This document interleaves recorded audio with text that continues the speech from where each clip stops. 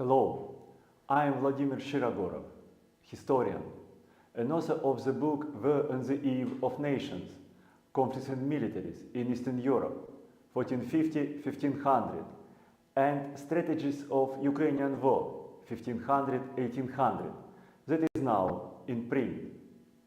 Sorry for a fish-like translation without a sound that I continued 24 minutes ago. Now I start again for a fresh my webinar on my course Military Strategy for Warfare, Politics and Business that I plan to launch at the end of May. It's a webinar on comparative strategy. That's a field that allows to learn the basic strategic definition in the best possible way. To this webinar, I have the slides that propose more information and more details, structured in more academic way than any verbal speech affords. And I propose you not only hearing me, but studying my slides and sending your questions to my channel with Telegram or to this YouTube channel. Today, for a webinar on comparative strategy, I make my choice for two most prominent strategic figures of Russian history, Tsar Ivan the Terrible and the communist leader Josef Stalin. I compare them as strategic figures, as strategic thinkers, makers and implementators of strategy, to learn together with you the key definition of strategy and the main strategic actions, not only to speculate about their abilities and their achievements, but to use strategy for our everyday use, for our business, for our position in society, and for our forecast of the events that are oncoming. So we are moving to comparative strategy. What the comparative strategy as a discipline is need for, first of all, learning comparative strategy.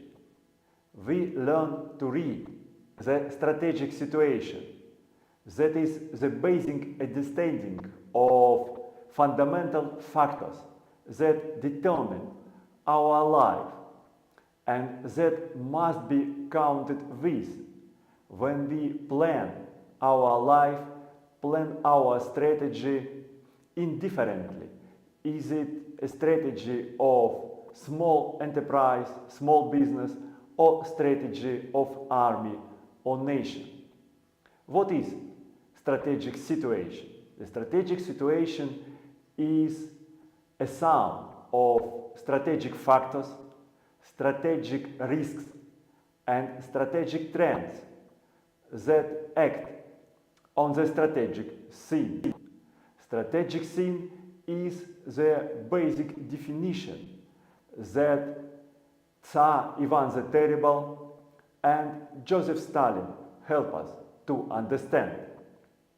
Often, the strategic scene is understood as something plain.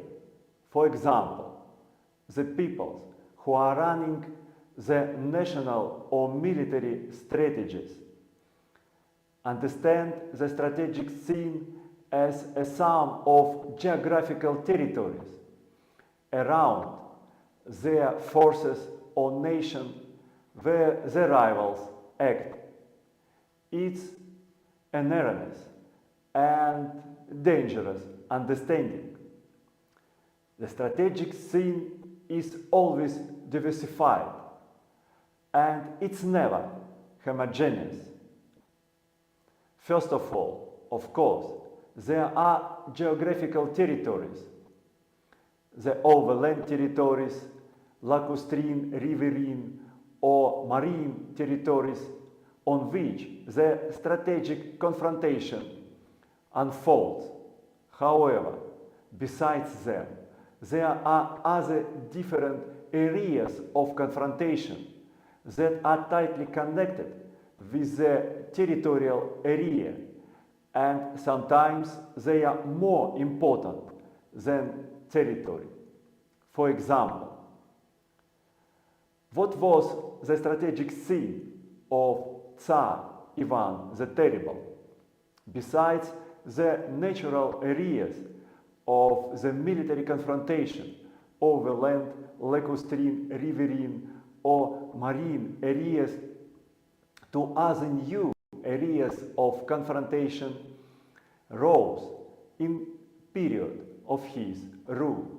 First of all, it was the technological area of strategic confrontation that entered the strategic confrontation due to the gunpowder military revolution that emerged at the end of the 15th century. The gunpowder military revolution brought to the armies, to the states that mastered it better than the rivals, the military superiority on the battlefields, and it had to be addressed in full force. Another new area of strategic confrontation was the social and political area. It entered the strategic scene or joined the strategic scene due to emergence and beginning of construction of the fiscal military nation states in Western Europe.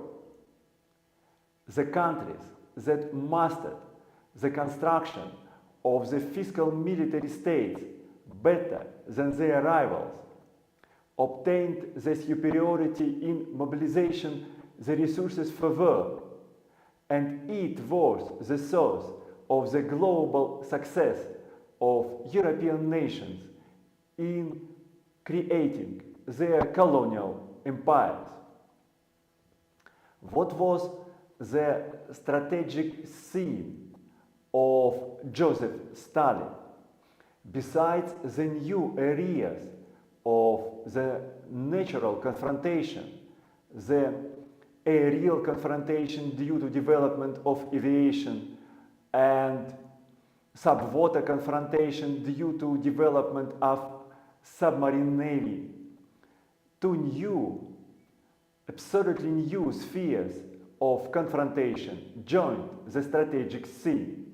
First of them was the scientific area of strategic confrontation that emerged due to development of the nuclear weaponry and long-range missiles.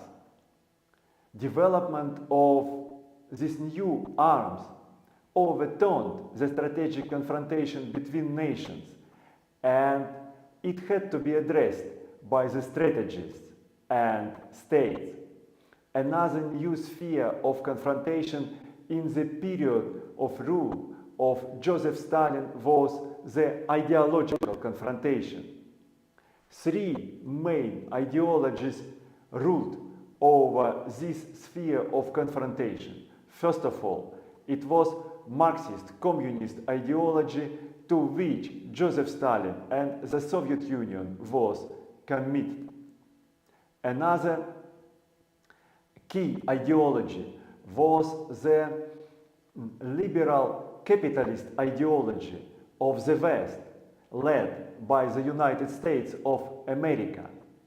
And the third ideology that influenced the strategic scene decisively was the ideology of radical nationalism, to which Nazi Germany, fascist Italy, and militaristic Japan were committed. Clash between these three ideologies determined the development of strategical confrontation in the ideological area.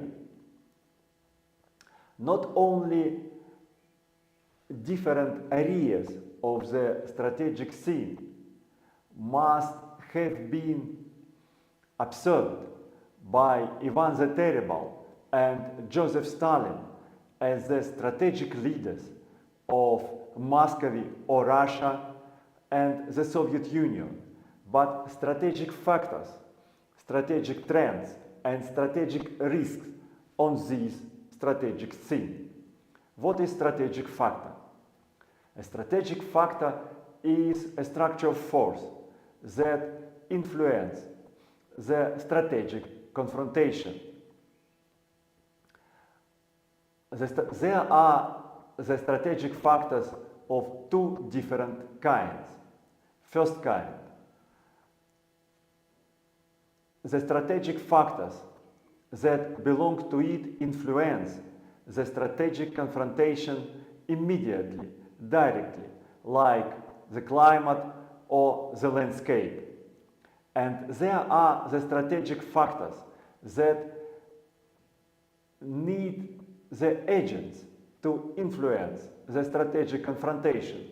For example, the states need the armies to participate in the strategic struggle, and economy need to generate the military resources to participate in it. Besides the strategic factors, there are also strategic risks and strategic trends, to which we pay our attention a little bit later. What kind of strategic factors Ivan the Terrible met and had to deal with? First of all, they are the domestic strategic factors, then international or foreign strategic factors, and ideological strategic factors. There are a lot of domestic factors that he had to consider, and I described them in my slides in details. But now I want to point out on two important strategic factors that Ivan the Terrible had to address. First, Muscovy of his time was a typical late medieval state with localized economy, without active commerce, and without huge international links. Another important domestic strategic factor of Ivan the Terrible was absence of the central administration in Muscovy. Muscovy was governed by the aristocratic clans, martial estate of landowners, the church, and urban and rural communities. But the central administration that could direct the strategic move of the country was absent. What kind of strategic factors Joseph Stalin had to address? First of all, it was unfinished capitalist transformation of Russia that remained semi-capitalist and semi-rural pre-capitalist country. And another important strategic factor was the party of Bolshevik, Communist Party, that he led. The Communist Party of Bolsheviks wasn't tied up administrative structure, able to rule and drive former Russian Empire, now the Soviet Union, to the objectives of communism.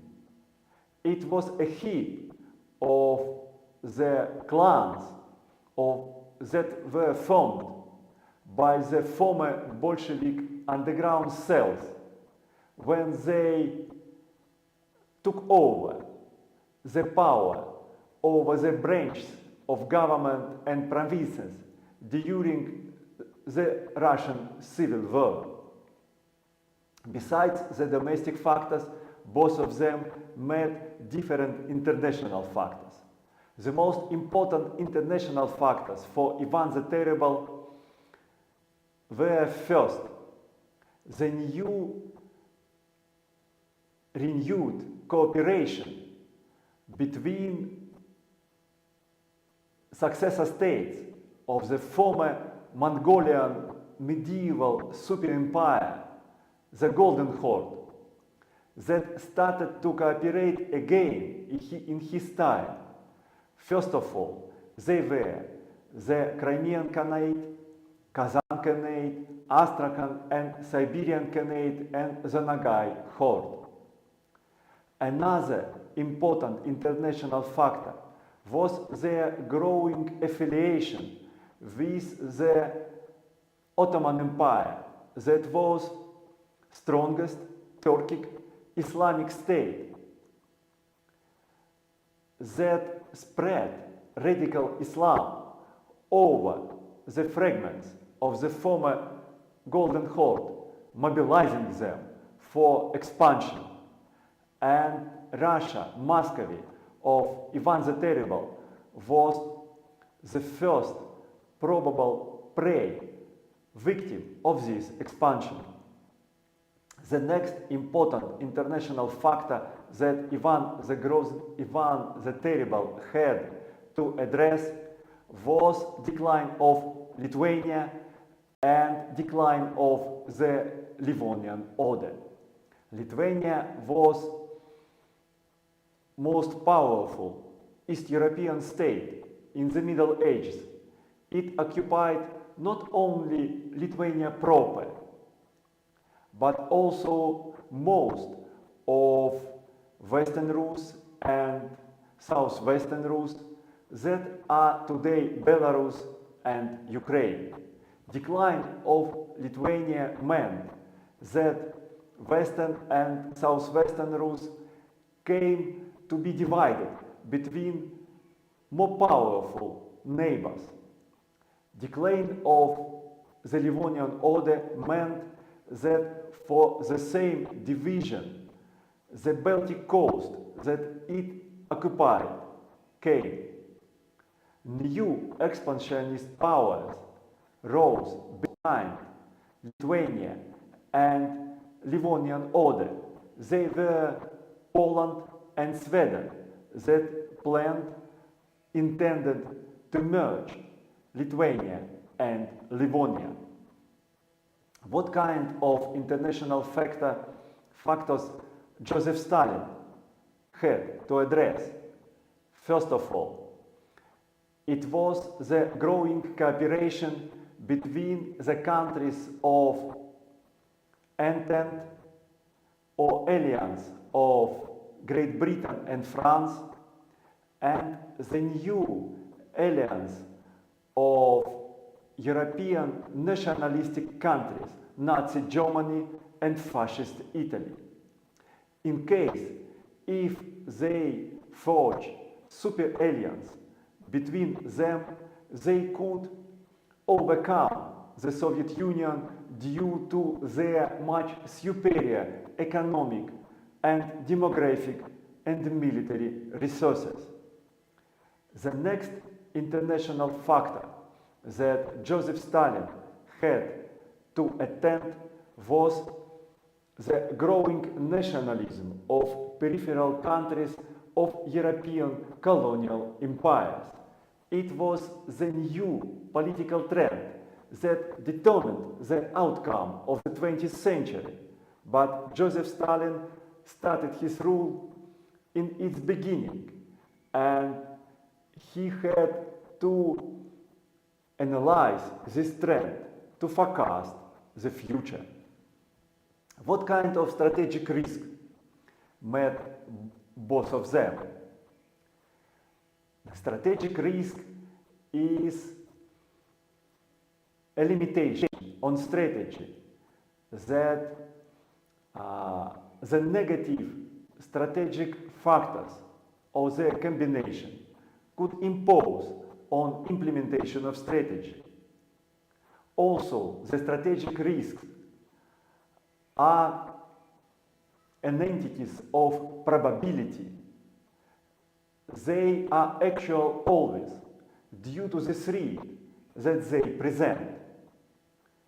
The main risk for Ivan the Terrible were the risk of tight alliance between the Ottoman Empire and successor states of the former Golden Horde.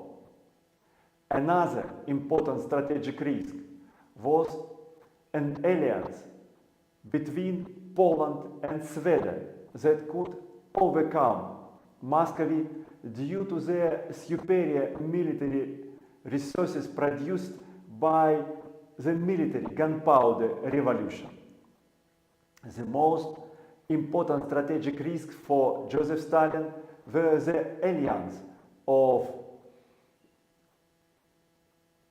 Italian and German axis to Entente, and another risk was simultaneous attack on the Soviet Union of Nazi Germany and militaristic Japan, supported by the Great Britain and the United States from the south, from the soft underbelly of the Soviet Union via China and Iran. Joseph Stalin had to consider the strategic risk as the main danger to the great transformation of the Soviet Union, industrial, agricultural and social transformation that he initiated as the Russia's way to socialism and then to communism, the final objective of the Communist Party. What were the strategic trends during their time of rules? A strategic trend is the direction whereinto the strategic situation develops due to interaction of the strategic factors. The main strategic trend of Joseph Stalin was development of the nationalism of peripheral people. The strategic trend has two implications. First, it might be a warning, some limitation of strategy that the strategist has to consider. However, at the same time, strategic trend might be a locomotive that could push the strategy ahead if the strategist uses properly. So, the main strategic trends that Ivan the Terrible had to consider were, first of all, development of the gunpowder military revolution. The development of gunpowder military revolution and development of the fiscal military states was a chance for Muscovy to overcome, suppress, destroy and conquer successor states of the former Golden Horde: Kazan Khanate, Crimean Khanate, Astrakhan Khanate and Siberian Khanate. It was their function of locomotive. However, they had the function of warning as well. And their function of warning was a danger that Moscow could be overwhelmed by the countries, first of all, West European countries, and Poland and the Ottoman Empire, in case if they race in the development of gunpowder military revolution and fiscal military state more successfully than Moscow. What kind of strategic trends Joseph Stalin had to count with? First of all, it was the nationalism of peripheral peoples of empires. It could be a locomotive for the Soviet Union in case if the strategic leadership of the Soviet Union used it against imperialist powers, against the West. And at the same time, it could be a warning, because not only the colonial empires of the West, but also the Soviet Union itself had the situation of the rise of peripheral people. The rise of peripheral peoples of the Soviet Union could destroy the Soviet Union in case if the Communist Party failed to impose strict order in the Soviet Union to exercise strong leadership over all of its peripheral peoples, and not only in its Russian heartland. The next most important strategic trend in the period of rule of Joseph Stalin was the development of the nuclear weaponry and long-range missiles.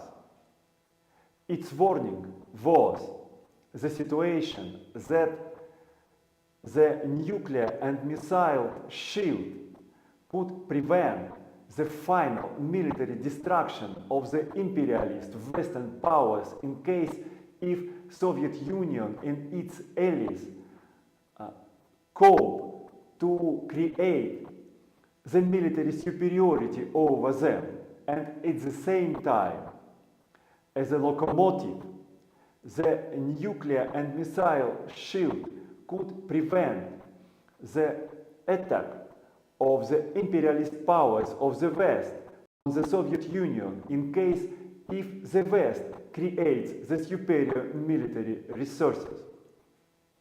So it was the strategic scene with its strategic factors, strategic risk, and strategic trends that both Ivan the Terrible and Joseph Stalin had to observe, to address, and to deal with.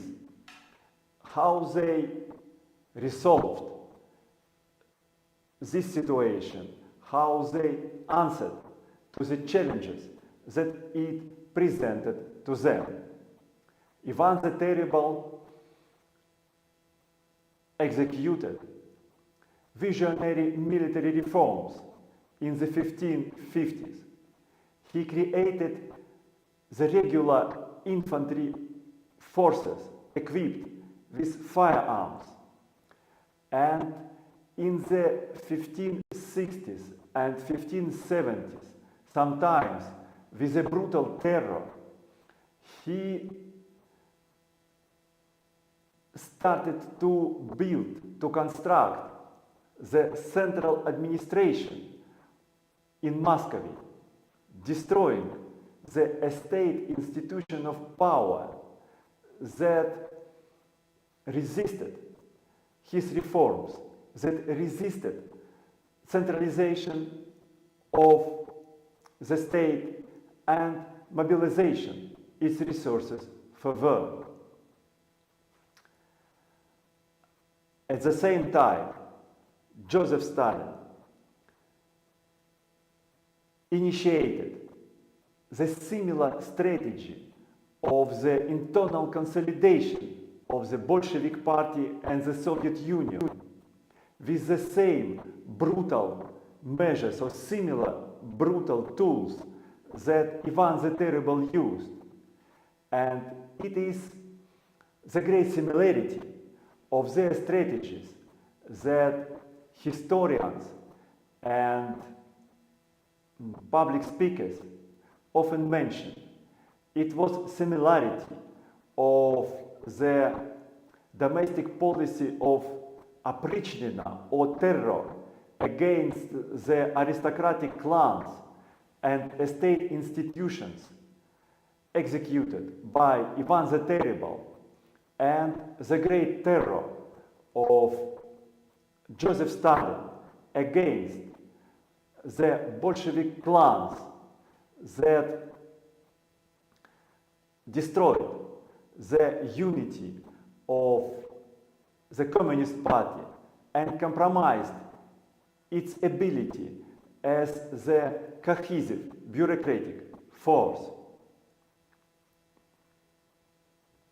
They also addressed the international factors on the strategic scene.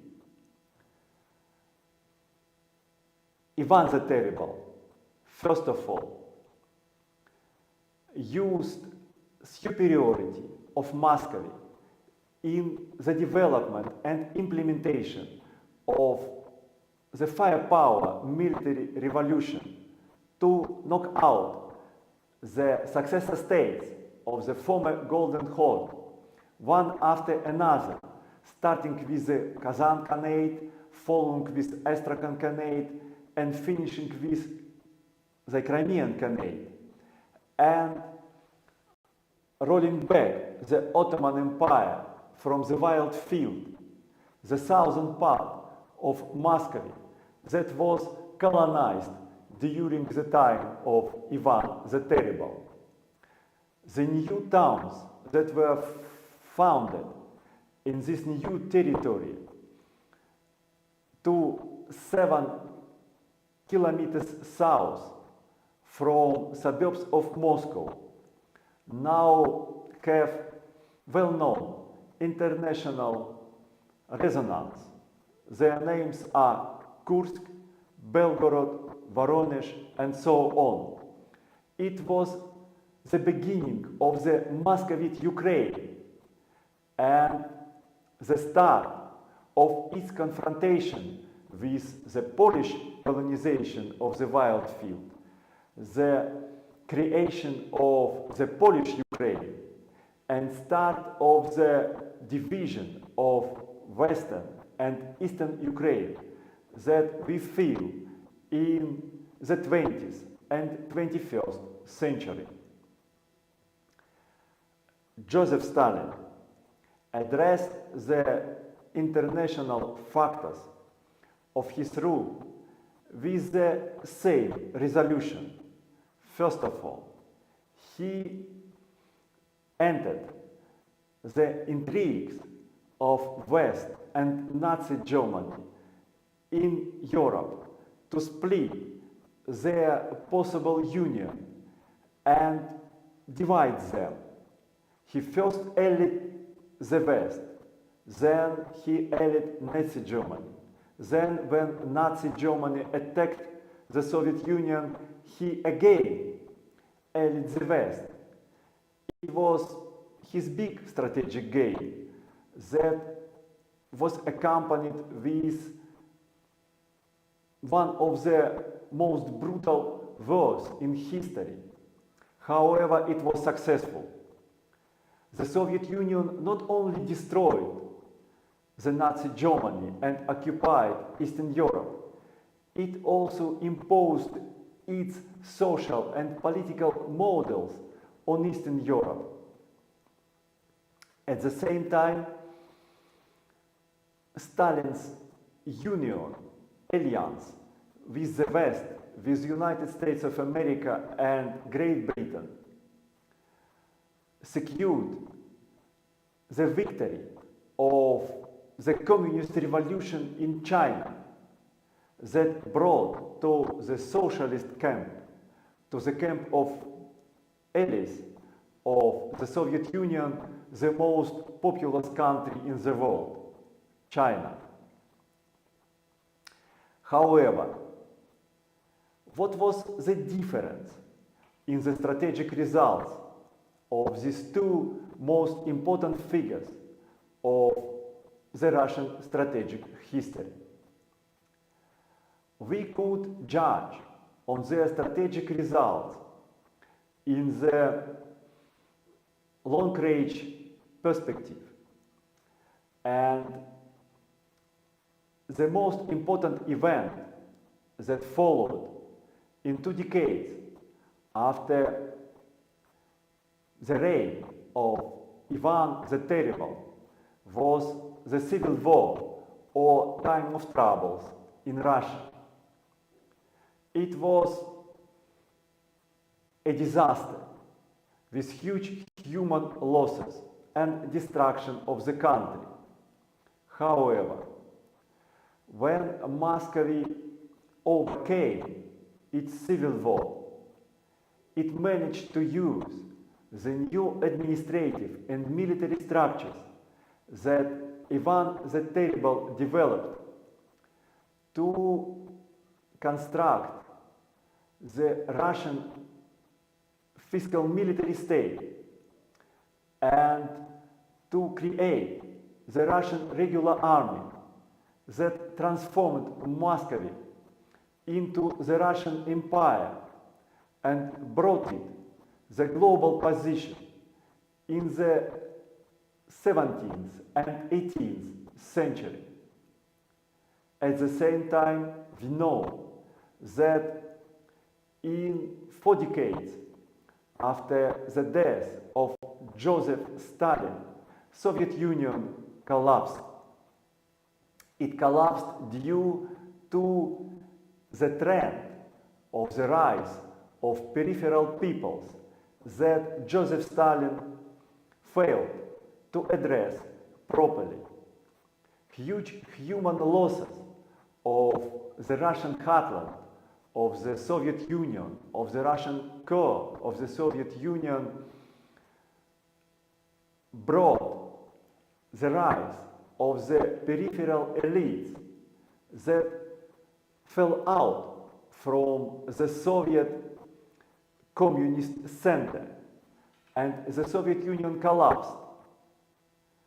The latent, slow-pacing civil war over the partition of the Soviet legacy continues up to today. What are the lessons that we have to learn in the masterclass, in the strategic masterclass of these two important figures, two leading strategists of Russian history? First of all, its necessity to properly address the leading strategic trends, to address them in the long-range scale, considering the strategic risks, but using the strategic factors as the wheels, as the drivers of strategy. It's the masterclass of Ivan the Terrible and Josef Stalin on strategy, on its key definitions and its tools of making and implementation. They are described in much more details in my slides, where they are presented with the academic requirements. And I again propose you to study them with my slides. At the same time, I invite you to my course, Military Strategy for Warfare, Politics and Business, that I plan to launch at the end of May. Subscribe to my YouTube channel and to my channel with Telegram. I'm Vladimir Shirogorov, a historian and author of the books War on the Eve of Nations, Conflicts and Militaries in Eastern Europe, 1450-1500, and Strategies of Ukrainian War, 1500-1800, that is now in print. Goodbye.